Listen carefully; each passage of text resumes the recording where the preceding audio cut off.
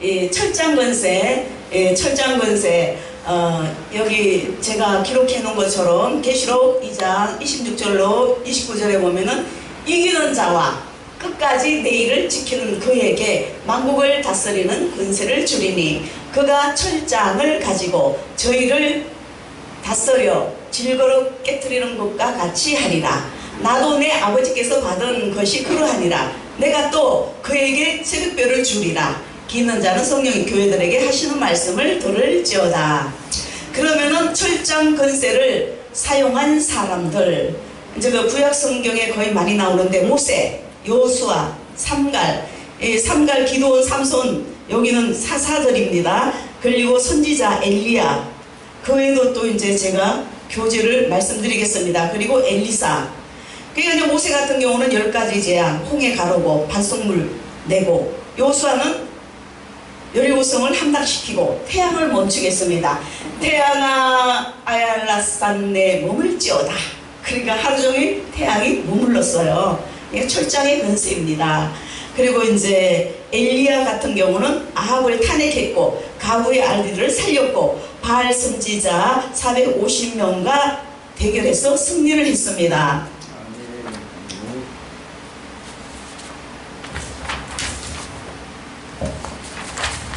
자, 그럼 여기 이제 교재가 있어요. 제가 이제 꼼꼼하게 좀 읽어드리겠습니다. 철장 권세의 은사란 무엇인가? 철장 권세의 은사란 일반적으로 방언, 예언, 투시 같은 은사가 아닌 시대와 나라를, 역사를 움직이는 은사를 말하는 겁니다. 시편 2장 1절로 9절.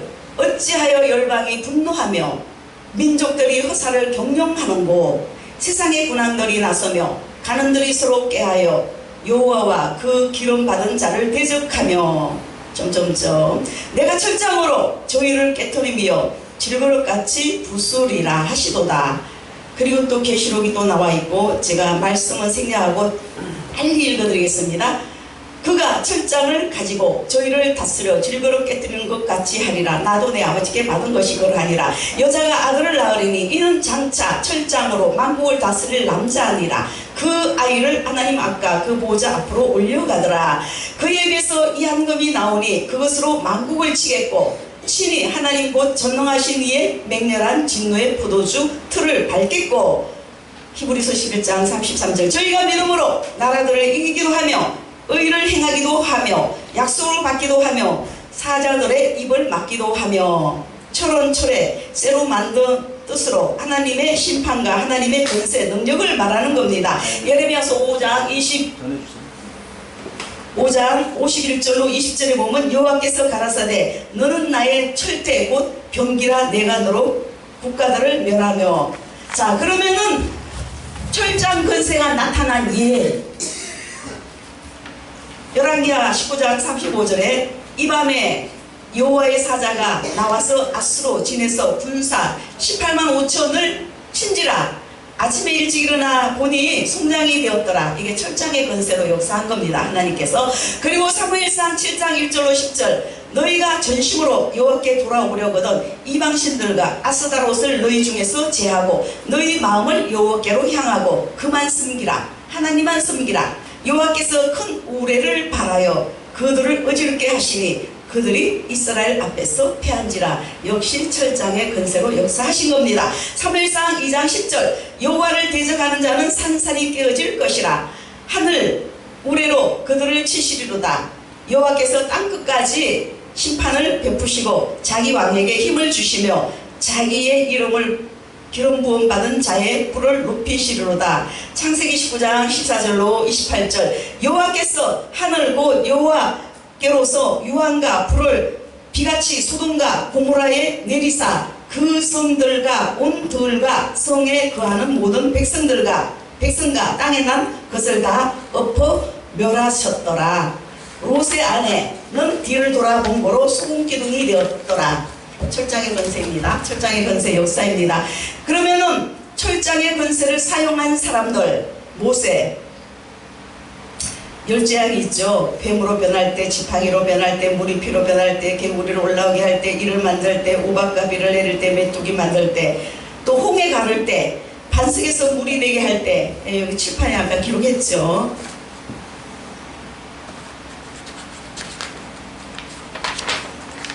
그리고 여호수아 여리고성을 함락시켰습니다. 태양을 멈추게 했습니다. 사사들, 삼갈, 기드온, 삼손 이들이 한 것도 있습니다. 그렇지만 읽으려고 그러면 시간이 걸리기 때문에 생략하겠습니다. 말씀 찾아보면 다 나옵니다. 그리고 엘리야는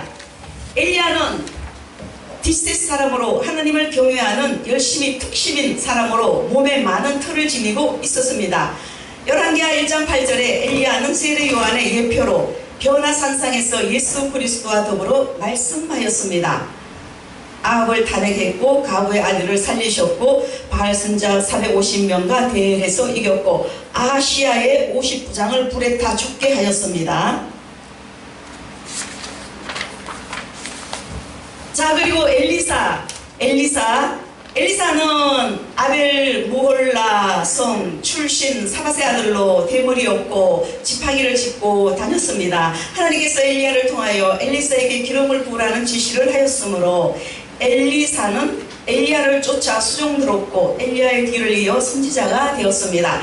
또한 엘리야의 영감을 갑절이나 구하여 받았으며 여호와의 명령으로 예후에게 기름을 부어 이스라엘의 왕이 되게 하였고 요단 동편 그의 고향에 장사되었습니다. 그래서 이 엘리사는 요단강을 말렸습니다. 물을 고쳤습니다. 쓴 물을 달게 만들었다 이겁니다. 도끼를 물에서 떠오르게 했습니다. 소년을 다시 살렸습니다. 100명을 위하여 빵을 늘렸습니다. 이 모든 게 철장의 근세의 역사입니다. 그리고 베드로는 예수님의 수제자로 12사도 중에 한 사람으로 그의 다른 이름은 시몬, 게바, 시므온으로 안드레의 형제요 요나의 아들로 베세다의 어부입니다. 그는 원래 학문 없는 범인으로 아내와 아이도 있었다고 추정됩니다. 자, 그러면은 철장 권세는 주님의 권세입니다. 주님의 권세, 예수님 권세, 내 권세. 주님을 잘 믿고 주님 뜻대로 살면은 우리도 철장 권세를 많이 받습니다. 철장 권세는 주님의 권세입니다. 계시록 19장 15절 그 입에서 이 황금이 나오고 그것으로 만국을 치겠고 친히 저희를 철장으로 다스리며 또 친히 하나님 곧 전능하신 이의 맹렬한 진노의 포도주 틀을 발겠고 그리고 굉장히 말씀이 많이 나옵니다. 근데 이거는 읽으려고 그러면 시간이 또 걸립니다. 시편 62편 11절 63편 66편 78편 110편 150편 하바국 3장 4절 굉장히 쭉쭉 많이 나오기 때문에 제가 막 넘어갑니다. 자, 철장 권세를 받은 사람들의 주의할 점. 근데 여기도 철장 권세 받은 분들이 계십니다. 교만하지 말 것입니다. 교만하면 절대 안 됩니다. 함부로 남발하면 안 됩니다. 철장 권세는 어떤 이들이 받을 수 있는가? 자, 이건 참 기종합니다. 지금 시대는 할 수만 있으면 능력을 받아야 됩니다. 하나님의 은사 능력 모든 거 받아서 주님의 일을 해야 되는 겁니다. 자, 계시록 2장 26절 이기는 자와 끝까지 내 일을 지키는 그에게 만국을 다스리는 권세를 주리니 받은 사명과 은사를 굳게 잡은 자. 계시록 2장 25절 다만 너희에게 있는 것을 올 때까지 굳게 잡으라. 이기는 자, 끝까지 예수님의 이름을 지키는 자, 그리고 담대한 자, 기도하는 자, 찬송을 하는 자. 그래서 복음의 철장 권세는 한 시대를 마치 질그릇 부수듯이 말씀으로 강타하는 능력과 근세를 말하는 겁니다. 그래서 이제 예를 들면은 우리가 이제 뭐 기도를 해준다던가 하면은 뭐 손 얹고 기도해주기도 하고 막 이렇게 안천하기도 하고 때리기도 하고 여러 가지 방법이 있습니다. 그러나 그냥 말씀으로 명령해도 나버려요. 예수 이름으로. 누가 뭐 예를 들어서 암이 걸렸습니다. 이제 영적으로 쭉 내려와요. 이 사람이 암이 얼마만큼 되었고 몇 기가 되었고 또 하나님이 고쳐주실 건가 안 고쳐주실 건가 이걸 다 영감적으로 알 수가 있습니다. 그러면은 저 사람은 고쳐주리라 그러한 그 영감 그 응답이 내리면 예수 이름으로 명령하면 나버리는 겁니다. 물론 손 얹고 기도해도 되고 여러 방법이 있어요. 성경에는 보면은 실로와 못에 가서 씻는 거 나오잖아요. 예수님이 땅바닥에 침을 틱 뱉어서 진흙을 그 눈에다 바르고 실로와 못에 가서 씻으라. 그래서 눈이 밝아지기도 합니다. 주님은 뭐 무슨 방법 못 쓰시겠습니까? 전능하신 하나님께서. 그래서 말씀으로 명령하는 것이 참 중요한 겁니다. 그러니까 자기의 믿음 또 상대편의 믿음 이 믿음이에요. 그리고 또 철저하게 회개가 되어 있어야 돼요. 그리고 오직 믿음으로 하면은 믿음으로 다 낫고 믿음으로 모든 것을 이길 수가 있는 것입니다. 그래서 철장건세 은사를 더욱더 받기를 원하면은 참으로 주님 뜻대로 살려고 애쓰고 오직 진실해야 되고 또 하나님 말씀에 무조건 순종하고 그리고 그냥 주님만 바라보고 물론 기도 많이 하고 그러면 나도 모르게 하나님께서 철장건세를 막 새롭게 주시는 겁니다. 할렐루야!